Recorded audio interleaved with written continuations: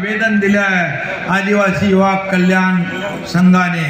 हे आदिवासी आपले बांधव आहेत, आपल्या भगिनी आहेत आणि म्हणून या आदिवासी बांधवांना देखील त्यांच्या ज्या मागण्या आहेत, जे त्यांचं माझ्याकडे निवेदन आहे अधिसंख्य पदांचं आणि त्याचबरोबर रिक्त पदांचं, हे महायुती सरकार आदिवासी समाजाला न्याय देणारी महायुती सरकार आहे.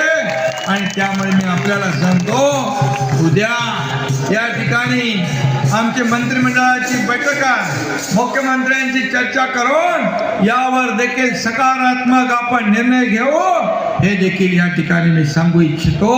पुन्हा एकदा आणि पुन्हा मी म्हणून आदिवासी बांधवांना न्याय देण्याचं काम महायुती सरकार करेल, पण तुम्ही मनाला आणि शरीराला वेदना करून घेऊ नका.